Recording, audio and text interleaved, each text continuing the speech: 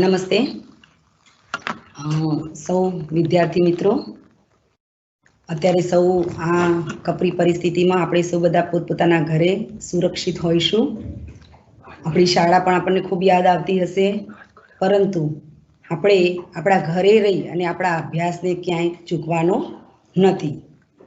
આગામી ફેબ્રુઆરી માસમાં NMMS ધોરણ 8 માટે શિષ્યવૃત્તિની જે પરીક્ષા આવી રહી છે, તો એ પરીક્ષાના તૈયારીના ભાગરૂપે આજે આપણે મળ્યા છીએ. તો NMMS પરીક્ષા શું છે, આપણે સૌએ આપણને આપણા ગુરુજીએ અથવા તો આપણા શિક્ષકોએ આપણને એની માહિતી આપી હશે. પરીક્ષા માટે આપણે એનું ફોર્મ પણ ભરી નાખ્યું હશે. પરીક્ષામાં કેવા પ્રકારની પદ્ધતિ છે, કેવા પ્રકારનું એમાં આપણને શિક્ષણ પ્રાપ્ત થવાનું છે, એ બધી જ વિગતો આપણે મેળવી લીધી હશે. તો આ NMMS ની પરીક્ષા એટલે કે કયા પ્રકારની હશે, તો આપણે સૌ જાણીએ છીએ કે કુલ 90 અને 90 એમ બે પ્રકારના ગુણની પરીક્ષા રહેશે, જેમાં એક 90 ગુણની પરીક્ષામાં બૌદ્ધિક યોગ્યતાની ચકાસણી કરવામાં આવશે, જ્યારે બીજા 90 ગુણમાં ગણિત, વિજ્ઞાન અને સામાજિક વિષયનો સમાવેશ કરવામાં આવશે. તો આજે આપણે સામાજિક વિજ્ઞાન વિષયને લઈ અને થોડુંક માર્ગદર્શન મેળવીશું.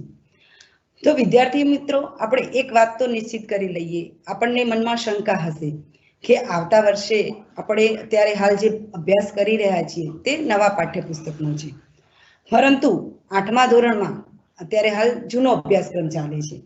તો ધોરણ 7ના ગત વર્ષના અભ્યાસક્રમને ધ્યાનમાં રાખવાનો છે અને આ વર્ષના પ્રથમ સત્રના અભ્યાસક્રમને આપણે ધ્યાનમાં રાખી અને આપણી તૈયારી કરીશું. આપણે તૈયારી કરવાની પદ્ધતિ કઈ રાખીશું, કયા પ્રકારે આપણે તૈયારી કરીશું, કારણ કે સામાજિક વિજ્ઞાન વિષય એવો છે કે એમાં ભરપૂર માહિતી, એટલું બધું વિષય વસ્તુ છે કે આપણે નક્કી ન કરી શકીએ કે આમાં કેવા પ્રકારના પ્રશ્નો હોઈ શકે, કેવા પ્રકારનું તેમાં આપણને કસોટીલક્ષી પૂછવામાં આવશે. તો આજે આપણે આ સામાજિક વિજ્ઞાનમાં જોઈએ કે કેવા પ્રકારના પ્રશ્નો હોઈ શકે.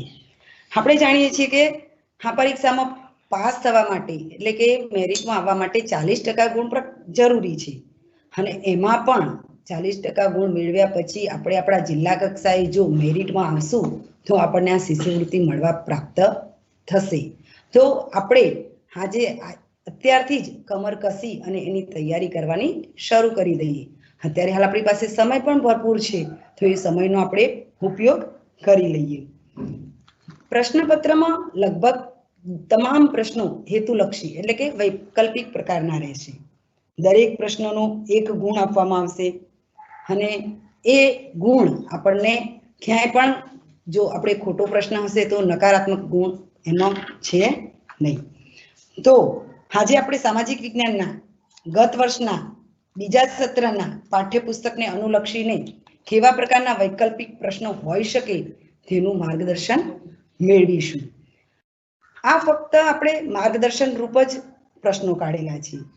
આ પ્રશ્નો કોઈ પ્રકારના IMP નથી કે જે પ્રશ્નો પરીક્ષામાં આવી જ શકશે. ફક્ત આપણને એટલું ધ્યાનમાં આવે કે કેવા પ્રકારના પ્રશ્નો પૂછાશે, કેવી માહિતી ઉપર વધારે ભારણ મૂકવામાં આવે છે અને ક્યાં આપણા જ્ઞાનની સાચી કસોટી થઈ શકે છે. તો આવા પ્રકારના પ્રશ્નોનું એક માળખું રહેશે જે આપણને આપણા પુસ્તકનો સંપૂર્ણ અભ્યાસ કરવાથી જ પ્રાપ્ત થઈ શકશે. એમ પણ સામાજિક વિજ્ઞાનનું પુસ્તક મોટે ભાગે આપણે દરેકે દરેક એકમનું અક્ષરશઃ એનું વાંચન કરીશું, આનું પઠન કરીશું, તો જ આપણને તેમાંથી જે પણ કંઈ માહિતીલક્ષી માહિતી છે તે આપણે પ્રાપ્ત કરી શકીશું.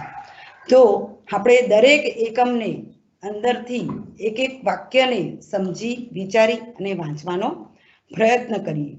તો પૂર્વ તૈયારી રૂપે આપણે શું કરીશું, તો પાઠ્યપુસ્તકનું અધ્યયન કરીશું અને જ્યારે પણ પાઠ્યપુસ્તકમાં એકમનું આપણે અધ્યયન કરવા બેસીએ ત્યારે આપણી પાસે એના અગત્યના મુદ્દાઓ નોંધવા માટે એક નોટ લઈને બેસીશું.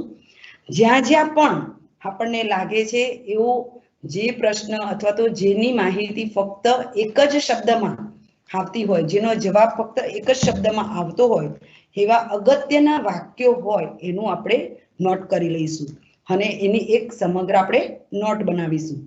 આમ પણ આપણે જોઈએ છીએ કે સામાજિક વિજ્ઞાનમાં સાલવારી એટલે કે ઈસવીસન અને બનાવો એટલે કે કઈ ઘટનાઓ ક્યારે બની એનું પણ ખૂબ મહત્વ છે.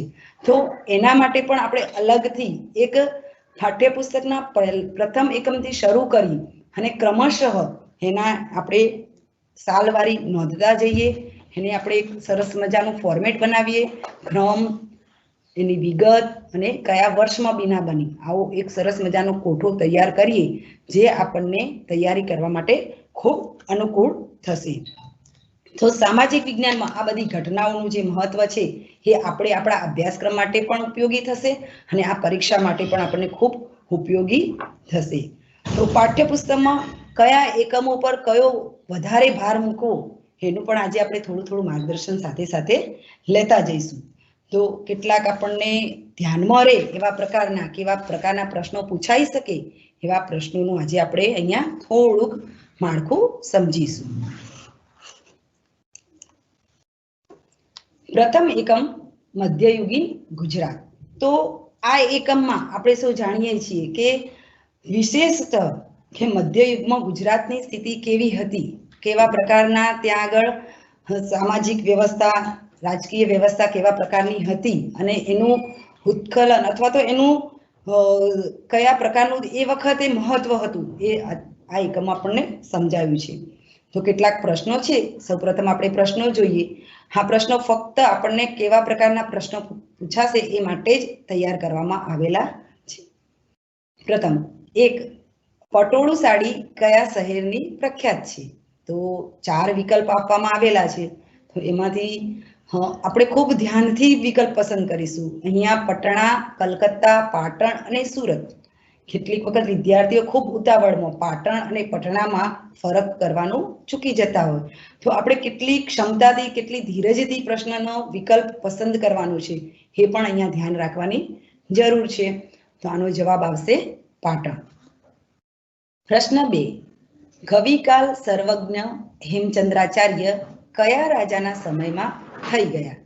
તો એનો જવાબ છે સિદ્ધરાજ જયસિંહ. કે આપણે જાણીએ છીએ કે હેમચંદ્રાચાર્ય જૈન મુનિ અને એ પણ પાટણમાં, કે જ્યારે એમને એક વ્યાકરણ ગ્રંથ પણ લખેલો છે કે સિદ્ધ હેમ શબ્દાનું શાસન નામનો એક વ્યાકરણ ગ્રંથ લખી અને એમણે કહેવાય છે કે જે ભાષા પર વ્યાકરણનું પ્રભુત્વ કેવું હોઈ શકે એનું ખૂબ સુંદર એ ગ્રંથમાં આપણને માહિતી પૂરી પાડી છે. અને એ ગ્રંથની આપણે બધા જાણીએ છીએ કે નગરમાં શોભાયાત્રા નીકળેલી અને એ શોભાયાત્રામાં કહેવાય છે કે ખુદ રાજા એટલે કે સિદ્ધરાજ જયસિંહ પોતે પગપાળા ચાલતા હતા અને હાથીની અંબાડી ઉપર આ ગ્રંથનું એમ કહેવાય છે કે શોભાયાત્રા કાઢવામાં આવેલી હતી. તો આ વાત આપણે ખૂબ જ આપણા માટે પણ જરૂરી છે જાણવી અને સમજવી. પ્રશ્ન 3, શાહબુદ્દીન ઘોરીની સેનાને યુદ્ધમાં હાર આપનાર વીરાંગના કોણ? સ્વાભાવિક રીતે આપણને જ્યારે પાટણની વાત આવે ત્યારે આપણે ઉદયમતી, મિનળદેવી આમને ખૂબ જ સારી રીતે અભ્યાસ કરેલો છે. પરંતુ આ એકમમાં આપણને નાયકા દેવી વિશે પણ ખૂબ સુંદર માહિતી આપવામાં આવેલી છે. તો આ પ્રશ્નનો જવાબ આવશે કે નાયકા દેવી, કે જેને શાહબુદ્દીન ઘોરીની સાથે એમ કહેવાય છે કે એ વખતે એને પોતે ગુજરાતની જે સેના છે એ સેનાનું નેતૃત્વ એને સંભાળ્યું હતું. રાજમાતા મિનળદેવીએ કયો વેરો નાબૂદ કર્યો હતો? તો આપણને આ પાઠમાં તો એટલી વિગત નથી, પરંતુ આપણે સૌ જાણીએ છીએ કે એ વખતે યાત્રા ઉપર વેરો નાખવામાં આવેલો, એટલે કે જ્યાં પણ સાધુ સંતો યાત્રાએ જતા તો એમને એ વેરો ભરી અને યાત્રા કરવી પડતી હતી.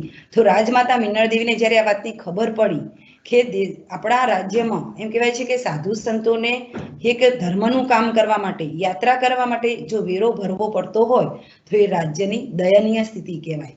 તો એ માટે એમણે પોતાના પુત્ર પાસે ખૂબ જ આગ્રહપૂર્વક આ વેરો માફ કરાવ્યો હતો, નાબૂદ કરાવ્યો હતો. પ્રશ્ન 5, સોલંકી યુગમાં સોમનાથ પાટણ કયા ધર્મનું પ્રખ્યાત ધામ ગણાતું હતું? તો આપણે જાણીએ છીએ સોમનાથ પાટણ તો ત્યાં શેનું મંદિર છે? તો આપણે સૌ જાણીએ છીએ કે સોમનાથ પાટણ એ શિવલિંગ છે, એટલે કે શંકર ભગવાનનું ત્યાં મંદિર છે. તો આપણે એના આધારે આપણે કહી શકીએ કે શૈવ ધર્મના અનુયાયીઓ ત્યાં રહેતા હશે. આ પાઠમાં આપણે આ 5 પ્રશ્નોનો અભ્યાસ કર્યો. એવા અનેકો પ્રશ્નો છે કે જે આપણે પરીક્ષામાં પૂછાઈ શકે છે, કે જેમાં સિદ્ધરાજ જયસિંહ વિશે આવી શકે છે, સોલંકી વંશ, વાઘેલા વંશ વિશે પણ આપણે વિસ્તૃત જાણકારી મેળવી શકીએ છીએ, વડનગરનું કીર્તિ તોરણ, રાણીની વાવ, અને મધ્યકાળમાં એમ કે ગુજરાતમાં કેટલા વર્ષો સુધી રાજપૂત શાસકોએ શાસન કર્યું એનું પણ આપણે મુદ્દાસર અભ્યાસ કરવો જોઈએ. એકમ 2, ભારત, આબોહવા અને કુદરતી સંપત્તિ. તો આ એકમ ખૂબ જ વિસ્તૃત રીતે આ એકમની આમાં જાણકારી આપેલી છે. આપણે ભારતમાં કેવા પ્રકારની આબોહવા છે, કુદરતી સંસાધનો કેટલા છે, અને આમ પણ આ પાઠ આપણને અધ્યયનની દ્રષ્ટિએ મોટો પણ છે, એમાં ખૂબ માહિતી છે, માહિતીલક્ષી ખૂબ જ આ પાઠમાં આપેલું છે. તો આ પાઠમાંથી ગુણ ભારાંક વધારે આવી શકવાની શક્યતા છે. તો એમાં કેવા પ્રકારના પ્રશ્નો હોઈ શકે, તો એનું એક થોડુંક માર્ગદર્શન આપણે મેળવીએ કે આપણે સૌ જાણીએ છીએ. પ્રશ્ન 6, ભારતમાં કયા પ્રકારના પવનોને લીધે વરસાદ પડે છે? તો ભારતમાં મોસમી પવનો, આના કારણે વરસાદ પડે છે. નંબર 7, નીચેની નદીઓને ઉત્તરથી દક્ષિણ એમ ગોઠવો. તો આપણે પાઠમાં જોઈશું કે આ એકમમાં ઉત્તર ભારતની નદીઓ અને દક્ષિણ ભારતની નદીઓ એમ બંને નદીઓને ક્રમશઃ જુદી રીતે તારવી અને આપવામાં આવેલી છે. ઉત્તર ભારતમાં આપણે જોઈએ કે સિંધુ, ગંગા, યમુના, બ્રહ્મપુત્રા, સતલજ આવી અનેક નદીઓ છે, જ્યારે દક્ષિણમાં ગોદાવરી, કૃષ્ણા, કાવેરી, તુંગભદ્રા આ પ્રકારની નદીઓ છે. તો પ્રશ્ન આપણને એ રીતે પૂછવામાં આવ્યો છે કે ઉત્તરથી દક્ષિણ એમ ક્રમ ગોઠવવાનો છે. તો સતલજ, કાવેરી, ગોદાવરી અને યમુના. તો આનો સાચો ક્રમ શું હોઈ શકે? તો એના માટે આપણે પાઠ્યપુસ્તકમાં આપેલા નકશાનો થોડો અભ્યાસ કરવો પડશે. તો એ અભ્યાસના અંતે આપણે નક્કી કરી શકીશું કે ઉત્તરમાં સતલજ આવશે પહેલા, જે ઉત્તરમાં આવેલી છે. ત્યારબાદ છે યમુના, પછી છે ગોદાવરી અને ત્યારબાદ છે કાવેરી. તો આ પ્રકારે અ, ડ, ક, બ એટલે કે બી ઓપ્શન આમાં સાચો જવાબ આવી શકશે.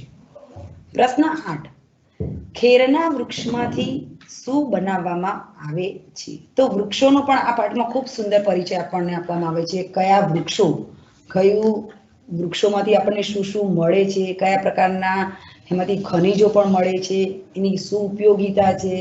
તો દરેક વૃક્ષો એનું આગવું એક મહત્વ છે. તો ખેરના વૃક્ષમાંથી કાથો બનાવવામાં આવે છે. તો આપણે જોઈએ કે આવા ઘણા વૃક્ષો છે. જંગલોનું મહત્વ શું છે, જંગલોનું સંવર્ધન આપણે કઈ રીતે કરવું જોઈએ, એ બધું પણ આ એકમમાં આપણે થોડુંક ડીપમાં જઈ તૈયારી કરવી જરૂરી છે. એ ઉપરાંત આ એકમમાં રાષ્ટ્રીય ઉદ્યાનો, કયા ઉદ્યાનો કયા રાજ્યમાં આવેલા છે અને કયા પ્રાણીઓ માટે છે, એ પણ આપણે અહીંયા ખૂબ સુંદર કોષ્ટક દ્વારા પાઠ્યપુસ્તકમાં છે. તો એની આપણે ધ્યાનથી અભ્યાસ કરી અને યાદ રાખવાનો પ્રયત્ન કરીશું કે કયા રાજ્યમાં કયા પ્રકારના પ્રાણીઓ જોવા મળે છે. તો એના આધારે એનું અભયારણ્ય ત્યાં આપણે નિશ્ચિત યાદ રાખી શકીએ. તો અહીંયા જે પણ કાઝીરંગા, થરનું રણ એટલે કે અસમ, રાજસ્થાન, મધ્યપ્રદેશ, ગુજરાત, રાજસ્થાન, કર્ણાટક, જમ્મુ કાશ્મીર અને ઉત્તરાખંડ, આ દરેક રાજ્યોમાં અભયારણ્યો આવેલા છે. તો આ રાજ્યમાં કયા રાજ્યમાં કયું અભયારણ્ય આવેલું છે એ આપણે એમાં નોટ ડાઉન અવશ્ય કરીશું. તો કાઝીરંગા અભયારણ્ય છે, આપણે જાણીએ છીએ કે આસામમાં આવેલું છે. તો જવાબ આવશે આસામ. ત્યારબાદ છે સરોવરો વિશે માહિતી છે. તો સરોવરોમાં આપણે જોઈશું કે ખારા પાણીના સરોવરો અને મીઠા પાણીના સરોવરો છે. તો આમાં આપણને પ્રશ્ન ઘણી વખતે ઉલટ સિલટ કરીને પણ પૂછવામાં આવી શકે. ક્યારેક મીઠા પાણીનો સરોવરનું કયો છે અને ખારા પાણીનું સરોવર કયું છે. તો અહીંયા પ્રશ્નને આપણે સમજીશું કે નીચેનામાંથી કયું સરોવર ખારા પાણીનું નથી એવો પ્રશ્ન પૂછવામાં આવ્યો છે. તો પુલિકટ ખારા પાણીનું સરોવર છે, આપણે જાણીએ છીએ. દાલ સરોવર કાશ્મીરમાં આવેલું જે છે, વુલર દાલ અને વુલર, તો એ સરોવર મીઠા પાણીનું છે. જ્યારે ચિલ્કા અને સંભાર એ ખારા પાણીનું સરોવર છે. તો આના આધારે આપણે નક્કી કરી શકીએ કે દાલ સરોવર એ ખારા પાણીનું સરોવર નથી. તો આ એકમમાં આપણે ખૂબ ખનિજો વિશે પણ આમાં તૈયારી કરવી જરૂરી છે. ત્યારબાદ એકમ 3 અદાલતો.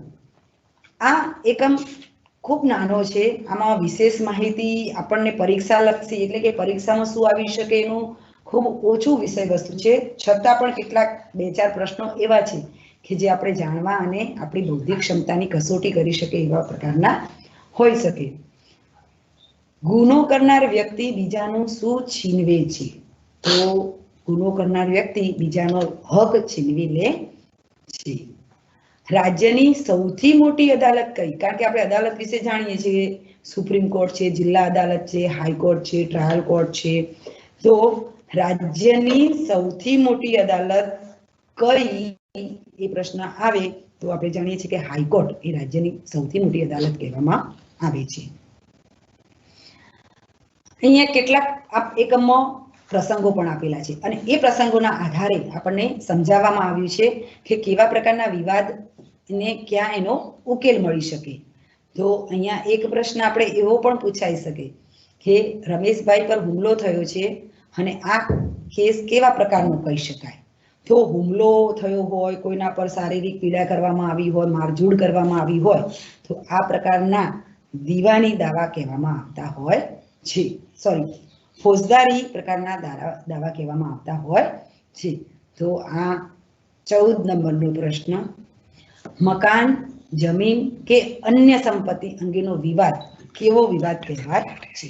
તો આમાં આવશે દીવાની. એટલે કે દીવાની અને ફોજદારી આ બંનેનો તફાવત આપણે સમજી જઈશું તો આપણને આવા પ્રકારના કોઈ પ્રશ્ન પૂછાશે તો આપણને ઝડપથી એનું તારણ આપણે કાઢી શકીશું.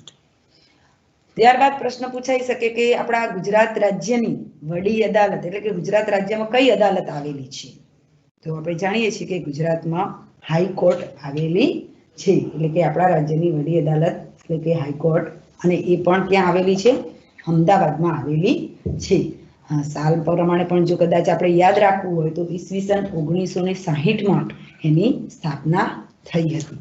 તો આ પ્રકારે આપણે કયા દાવાઓ કઈ પ્રકારની કોર્ટમાં ઉકેલાય છે એનો એક સામાન્ય અભ્યાસ આ એકમમાં આપણે કરી શકીશું. એકમ 4 છે જેમાં મુઘલ સામ્રાજ્યની સ્થાપના અને એના વિસ્તરણ વિશે. તો આ એકમ પણ એટલો વિશાળ છે. આમાં મુઘલ સામ્રાજ્યના શાસકો વિશે પણ ખૂબ ડીપમાં આપવામાં આવેલું છે.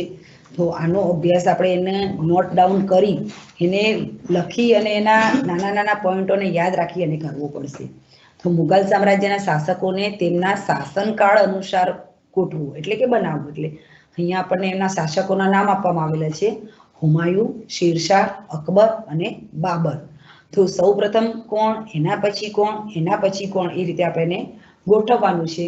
તો આપણે જોયું કે બાબર, હુમાયુ, શેરશાહ અને અકબર આ પ્રમાણે એનો શાસનકાળ દરમિયાન રહેતું હોય છે. તો આનો જવાબ ડી એટલે કે 4, 1, 2, 3 આવી શકે. પ્રશ્ન 17, મુગલોની સાગર જેવડી સેના સામે કયા પ્રતાપી રાજા ફક્ત 22,000 લડવૈયાઓથી લડત આપી હતી? તો આપણે જાણીએ છીએ કે મુગલો સાથે લડવા માટે ઘણા આપણા વીર હિન્દુ રાજાઓએ પોતાના બલિદાનો આપ્યા છે. અને એમાં પણ જ્યારે આ મુગલ સાથેની જે વિશાળ સેનામાં લડતની વાત આવે તો એ વખતે મહારાણા પ્રતાપે એમની સાથે ખૂબ જ ચપળતાપૂર્વક એમની સાથે લડત આપી હતી. કહેવાય છે કે એમની હજારોની એમ કે સેનાની સામે ફક્ત નાની એવી સેના લઈ અને ટકી રહેવું એ કંઈ નાની સૂની વાત હોતી નથી. તો આ પાઠમાં આપણને મહારાણા પ્રતાપ વિશે પણ વિશેષ માહિતી આપવામાં આવેલી છે. મહારાણા પ્રતાપના ઘોડા વિશે, મહારાણા પ્રતાપનું એમને કઈ રીતે આ મુગલ સામ્રાજ્યને પતન આપવામાં અથવા તેની સામે ટકી રહેવા માટે કયા પ્રકારના પ્રયત્નો કર્યા હતા એની પણ માહિતી આ પાઠમાં છે. રાણા પ્રતાપ અને અકબર વચ્ચે એમ કહેવાય છે કે ક્યાં યુદ્ધ થયું હતું, કયા મેદાનમાં? તો એ તો સર્વ સામાન્ય આપણે જાણીએ કે એને યાદ રાખવું પણ જરૂર છે કે હલ્દી ઘાટીની જગ્યાએ આ યુદ્ધ થયું હતું. એ ઉપરાંત કેટલાક શાસકોએ પોતાના શાસનકાળ દરમિયાન ખૂબ જ સારા એવા સુધારાઓ કર્યા હતા. ખૂબ સારી એવી એ વખતે અત્યારે પણ ઉપયોગમાં લઈ શકે એવી બીનાઓ બની હતી. તો એમાં કયા શાસકે ટંકશાળાઓ સ્થાપી અને ચાંદીના સિક્કા પડાવ્યા હતા? તો અકબર. અને અકબર પણ આપણે જોઈએ કે એને ખૂબ સારા એવા સુધારા પણ કરેલા હતા. આ એકમમાં આ રીતે આપણે રાણા પ્રતાપ, અકબર, બાબર, હુમાયુ એના વિશે ખૂબ સારી એવી માહિતી યાદ રાખી, નાના નાના એના મુદ્દાઓ નોંધી અને એનો અભ્યાસ કરીશું. ત્યારબાદ એકમ 5 છે ભારત ખેતી, ઉદ્યોગ અને પરિવહન. તો આપણે જાણીએ છીએ કે આપણા ભારતમાં ભારત એ ખેતી પ્રધાન દેશ છે. તો ખેતી પ્રધાન દેશ હોવાની સાથે સાથે એમાં કેવા પ્રકારની ખેતી, કઈ સિઝનમાં એટલે કે કઈ ઋતુમાં કેવા પ્રકારની ખેતી થાય છે, કયા પાકમાં ભારતનો નંબર છે, કયા રાજ્યમાં કયા પાકો વિશેષ થતા હોય છે. તો આ નાની નાની બાબતોનો જ્યારે આ એકમનો આપણે અભ્યાસ કરીએ છીએ એ વખતે ખૂબ જ ધ્યાન રાખીશું. તો એમાંના કેટલાક તારવેલા પ્રશ્નોનો આપણે અભ્યાસ કરીશું. આપણો દેશ દુનિયામાં નીચેના પૈકી કયા પાકના ઉત્પાદનમાં પ્રથમ સ્થાન ધરાવે છે? તો આપણે જાણીએ છીએ કે અનેકો પાકોમાં આપણે ભારત દેશમાં અનેકો પાકો એટલે કે ખેતી પ્રધાન દેશ છે તો પાકોની તો ઘણા બધા પાકો થતા હોય, પરંતુ પ્રથમ સ્થાને કયો પાક આવે છે? તો શેરડી એનો પાક પ્રથમ ક્રમે આવે છે. ત્યારબાદ પ્રશ્ન છે કે પંજાબ નીચેનામાંથી શેના ઉત્પાદનમાં સૌથી મોખરે છે? તો પંજાબ એ ઘઉંના ઉત્પાદન માટે સૌથી મોખરે માનવામાં આવે છે. લોખંડ પોલાદ ઉદ્યોગ સાથે કોનું નામ જોડાયેલ છે? તો ઘણા બધા ઉદ્યોગો અને ઉદ્યોગોની સાથે સાથે એ ઉદ્યોગોનું કે કઈ રીતે એનો ઉપયોગ છે, ભારે ઉદ્યોગો, લઘુ ઉદ્યોગો, કુટીર ઉદ્યોગો, આવા જુદા જુદા પ્રકારના ઉદ્યોગો, સુતરાઉ કાપડના ઉદ્યોગો અને લોખંડ પોલાદ એમ આ પ્રકારના ઉદ્યોગો પણ આપણે આમાં અભ્યાસ કરવાનો છે. તો એક વિશેષ નામ તરીકે એમ કહેવાય છે કે લોખંડ ઉદ્યોગ સાથે આપણે કોનું નામ જોડાયેલું છે? તો જમશેદ ટાટા, જે ટાટા સ્ટીલ તરીકે આજે પણ એમનું આજે ઓળખીએ છીએ, તો જમશેદ ટાટા એ લોખંડ પોલાદના ઉદ્યોગ સાથે એમનું નામ જોડાયેલું છે. વર્તમાન પત્રમાં વપરાતો કાગળ કયા રાજ્યમાં બને છે? તો કાગળ ઉદ્યોગ આપણે જોઈએ છીએ કે કાગળ એ આપણા સૌની વપરાશની ચીજ છે. તો પશ્ચિમ બંગાળ, ઉત્તર પ્રદેશ, મહારાષ્ટ્ર, તામિલનાડુ અને ગુજરાત દરેક જગ્યાએ આ કાગળ બનાવવાની મિલો આવેલી છે. પરંતુ જે વર્તમાન પત્રમાં વપરાતો એટલે કે આપણે જે પેપર વાંચીએ છીએ, ન્યૂઝપેપર છાપું વાંચીએ છીએ, તો એમાં વપરાતો જે કાગળ છે એ મધ્યપ્રદેશના એમ કે મળી આવે ત્યાં બનાવવામાં આવે છે. નેપાનગરમાં આ કાગળ બને છે. તો આપણે આને આ રીતે યાદ રાખી શકીએ. પ્રશ્ન 24 છે લુધિયાના શેના કાપડ માટેનું મુખ્ય કેન્દ્ર છે? તો લુધિયાના એ ઊની કાપડ માટેનું એક મુખ્ય કેન્દ્ર ગણવામાં આવે છે. એ ઉપરાંત આ એકમમાં સડક માર્ગો એટલે કે એમાં ગ્રામ માર્ગ, જિલ્લા માર્ગ, ધોરીમાર્ગ, રાષ્ટ્રીય ધોરીમાર્ગ, જેને અહીંયા ખૂબ સારી રીતે એનું વિવરણ આપવામાં આવેલું છે. તો આપણે નકશામાં પણ કેટલાક કદાચ એવો પણ પ્રશ્ન પૂછાઈ શકે કે કયા પ્રકારના ધોરીમાર્ગો છે, ક્યાંથી કયો ધોરીમાર્ગ પસાર થાય છે, એ પણ એમાં આપણે જાણવું અભ્યાસમાં લઈ શકીશું. ત્યારબાદ એકમ 6 મુઘલ સામ્રાજ્ય, સુવર્ણ યુગ અને અસ્ત. તો આપણે જોયું આગળ પણ મુઘલ સામ્રાજ્ય વિશે, તો એ વખતે કયા શાસકો હતા, શું હતું, અને આ એકમમાં આપણને મુઘલ સામ્રાજ્યનો સુવર્ણ યુગ કેવા પ્રકારે હતો અને એનો અસ્ત કઈ પ્રકારે થયો એનો ખૂબ સરસ આપણે આમાં અભ્યાસ કરી શકીશું. તો મુઘલ સામ્રાજ્યમાં કહેવાય છે કે મુઘલ સામ્રાજ્યના પતનના બીજ કોના શાસનમાં રોપાયા હતા? તો મુઘલ સામ્રાજ્યના પતનના બીજ ઔરંગઝેબના શાસનમાં રોપાયા હતા. આ એકમમાં આપણે જોઈશું કે મુઘલ સામ્રાજ્ય સામે ટક્કર ઝીલનાર હિન્દુ રાજાઓ પણ આ પાઠમાં આપણને ઘણું એમનું માહિતી આપવામાં આવેલી છે. જો શિવાજી મહારાજનો આ એકમમાં ખૂબ સારો એવો ઉલ્લેખ છે. વીર દુર્ગાદાસ, છત્રપતિ શિવાજી, અને એમના કારણે જે મુઘલ સામ્રાજ્યનો અંત શક્ય બન્યો છે, તો એમના વિશે પણ આપણે માહિતી જાણીશું કે શિવાજી મહારાજનો રાજ્યાભિષેક ક્યાં થયો હતો? તો એમનો રાજ્યાભિષેક રાયગઢ થયો હતો અને શિવાજી મહારાજનો જન્મ શિવનેરી કિલ્લા પર થયો હતો. એ પણ આપણે યાદ રાખવું. કયો મુગલ બાદશાહ ફારસી ભાષાનો નિષ્ણાંત હતો? તો ઔરંગઝેબ. આમ પણ મુગલ બાદશાહોમાં જો બાદશાહો વિશે આપણે અભ્યાસ કરીએ તો જે ઔરંગઝેબની વાત આવે છે તો ઔરંગઝેબ એ ખૂબ જ હોશિયાર અને ચતુર માનવામાં આવે છે. એણે પોતે એની જે યાદ શક્તિ હતી એ પણ ગજબની હતી અને એનો ફારસી ભાષા પર ખૂબ જ સારો એવો પ્રભુત્વ હતું. એ વખતે એક બીના બનેલી કે જહાંગીરે શીખ ગુરુનો વધ કરેલો. તો 28મો પ્રશ્ન છે કે જહાંગીરે કયા શીખ ગુરુનો વધ કર્યો હતો? તો અર્જુન સિંહ એમનો વધ એમણે કર્યો હતો. ઔરંગઝેબ સામે કોણે 25 વર્ષ સુધી સંઘર્ષ કર્યો હતો? તો ઔરંગઝેબ સામે વીર દુર્ગાદાસ. આપણે જોયું કે આ એકમમાં દુર્ગાદાસની પણ માહિતી છે. તો એમણે પણ ત્યાં 25 વર્ષ સુધી એમની સાથે ખૂબ એવો સંઘર્ષ કરી અને એમની સાથે આ લડત એટલે કે સામ્રાજ્યનો અંત અસ્ત કરવામાં ખૂબ અગત્યનો ભાગ ભજવ્યો છે. એટલે કે મુગલ સામ્રાજ્યમાં આ એકમમાં આપણને ઈસવીસન પ્રમાણે પણ ઘણા કઈ વિના ક્યારે બની એ પણ નોંધ રાખવાની આવશ્યકતા છે. તો ઘણા બધા એવા ઈસવીસન છે કે જેને આપણે આપણી નોટમાં એને નોંધી રાખીશું. ત્યારબાદ એકમ 7 બજારમાં ગ્રાહક. તો બજારમાં ગ્રાહક આ એકમમાં આપણે કેવા પ્રકારના પ્રશ્નો હોઈ શકે?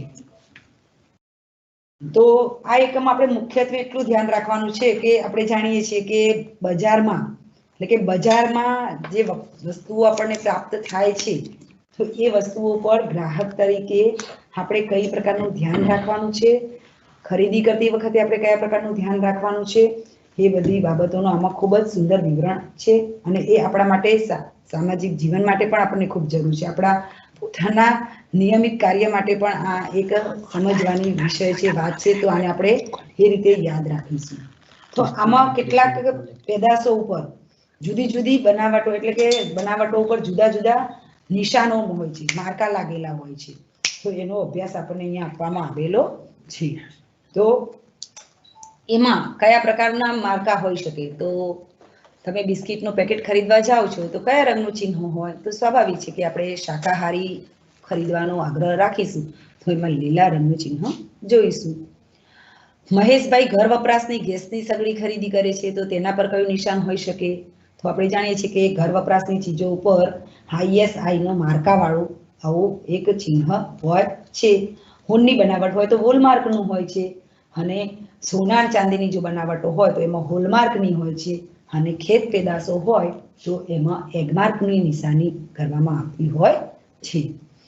એ ઉપરાંત અહીંયા ક્યારેક ગ્રાહક તરીકે આપણને અસંતોષ થયો હોય તો આપણે ફરિયાદ ક્યાં કરી શકીએ એનું પણ આપણને અહીંયા ખૂબ સુંદર માહિતી આપવામાં આવેલી છે. તો રૂપિયા 20 લાખથી 1 કરોડ સુધીની રકમ જ્યારે એના ઉપર ફરિયાદ કરવી હોય તો ગ્રાહક ક્યાં જઈ શકે? તો જિલ્લા ફોરમમાં આ ફરિયાદ નોંધવામાં આવતી હોય છે. જે કોઈ વ્યક્તિ કોઈ પણ માલ વેચે તેને શું કહે છે? તો માલ વેચનાર વ્યક્તિને વ્યાપારી કહેવામાં આવે છે. તો આ પાઠને આપણે આટલા મુદ્દાઓ સાથે યાદ રાખીશું. એકમ 8 છે મધ્યકાલીન સ્થાપત્યો. તો આ એકમમાં પણ વિસ્તૃત માહિતી આપણને મળવાની છે. તો અહીંયા પણ નાની નાની બાબતોનું ખૂબ મહત્વ છે કે આપણા જે કંઈ સ્થાપત્યો છે, સોમનાથ, દ્વારકાધીશનું મંદિર, સૂર્ય મંદિર, પાલીતાણા, આવા જે જુદા જુદા સ્થાપત્યો છે, રુદ્રમહાલય, તો એમની સ્થાપના ક્યારે થઈ, કોણે સ્થાપ્યું છે, એનું મહત્વ કેમ છે, બધી બાબતોનો આપણે વિગતે આ એકમમાં અભ્યાસ કરીશું. તો અહીંના પ્રશ્નો કયા પ્રકારના હોઈ શકે? તો પ્રશ્ન 34 છે. અહીંનું મંદિર એટલે કે નીચે ઓપ્શન આપેલા છે એ ભારતના પવિત્ર એવા 12 જ્યોતિર્લિંગોમાંનું એક છે. તો આપણને ખબર હોય કે દ્વારકા તો આપણને જાણીએ છીએ કે કૃષ્ણ ભગવાનનું મંદિર છે, મોઢેરા તો સૂર્ય મંદિર, તો સોમનાથનું મંદિર આવશે. તો આ પ્રકારે આપણને આવા પ્રકારના જે પણ પ્રશ્નો હશે દરેક એકમમાં, આપણે અત્યાર સુધી આટલા એકમોમાં જોયું કે 8 એકમ સુધી આપણે જોયું, તો આ પ્રકારે 12 એકમ છે. તો દરેક એકમમાં આપણે આવા પ્રકારના પ્રશ્નોનો તૈયારી કરી શકીશું. એ ઉપરાંત જ્યારે આપણે તૈયારી કરતા હશું, આ દરેક પ્રશ્નો અહીંયા આપણને આપેલા છે. દરેક 11 એકમ, 12 એકમ, ખંડ પરિચય, આપણે આ છેલ્લા એકમ પર પણ વિશેષ ધ્યાન આપીશું કે આમાં ખંડ પરિચયમાં ઉત્તર અમેરિકા, દક્ષિણ અમેરિકા અને યુરોપ આ ત્રણેય ખંડ વિશે વિસ્તૃત માહિતી આપેલી છે. તો આ એકમનો પણ આપણે વધારે ભારપૂર્વક અભ્યાસ કરીશું. એમાં પણ જે પણ પ્રશ્નો છે એ પ્રશ્નો આપણે વિગતે સમજીશું. મેં તમને અગાઉ જે વાત કરી હતી કે આપણે સાલવારી કઈ રીતે યાદ રાખી શકીએ, તો આ માટે અહીંયા એક નાનકડું કોષ્ટક બનાવવાની મેં તમને એક લિંક આપું છું કે આ પ્રકારે આપણે આપણી નોટબુકમાં એક કોષ્ટક બનાવી શકીએ કે કઈ સાલ છે અને એમાં કયા બનાવની વિગત છે. તો એનું એક સરસ મજાનું આપણે આખું માળખું તૈયાર કરીએ તો એને એક જ સાઈડે આપણે એક જ સાથે વાંચી શકીએ. તો અહીંયા જે આપણે 4 સાલવારીઓ નક્કી કરી છે કે ઈસવીસન 742 તો એમાં પાટણની સ્થાપના, 1411 તો અમદાવાદને વસાવ્યું, 1960 તો વડી અદાલતની સ્થાપના. તો આવું આખા પાઠ્યપુસ્તકમાં જ્યાં જ્યાં પણ ઈસવીસનો છે એનું આવું સુંદર મજાનું કોષ્ટક બનાવી અને આપણે તૈયારી કરીશું. તો આપણે સામાજિક વિજ્ઞાન એકમમાં આ પ્રકારે ખૂબ જ ધીરજપૂર્વક નાની નાની બાબતોનો ધ્યાનમાં રાખી નોટ કરતા જઈએ અને તૈયારી કરતા જઈશું તો આપણને આ એકમમાંથી પૂછાવાના જે કંઈ પ્રશ્નો છે એનો આપણે સરળતાથી આના જવાબો આપી શકીશું. સૌથી મહત્વની વાત તો એ છે કે જ્યારે પ્રશ્નપત્ર આપણા હાથમાં આવે એટલે ખૂબ જ ધીરજપૂર્વક પ્રશ્ન સમજી ઓપ્શનમાંથી ખૂબ જ કાળજીપૂર્વક એની પસંદગી કરી અને એને આપણે જવાબ આપવાનો પ્રયત્ન કરીશું તો સફળતા આપણને અવશ્ય પ્રાપ્ત થશે. તો આ પરીક્ષામાં ભાગ લેનાર તમામ વિદ્યાર્થી મિત્રો ખૂબ જ મહેનતથી ખૂબ જ એમ કહેવાય છે કે પોતાના આપબળે આ પરીક્ષા આપશો અને પોતાની મહેનતને આ ઉજાગર કરશો, પરિવારને પણ ઉપયોગી થશો. તો અત્યારે આપણને સમય છે તો આ સમયનો ઉપયોગ કરી અને આપણે આનો અભ્યાસ કરીશું. સૌને ખૂબ ખૂબ આભાર. સૌને આ પરીક્ષા બાબતે ખૂબ ખૂબ શુભકામનાઓ અને દરેક આ પરીક્ષાનું ઉત્તમ પરિણામ પ્રાપ્ત કરો એવી શુભેચ્છા. અસ્તુ. ભારત માતા કી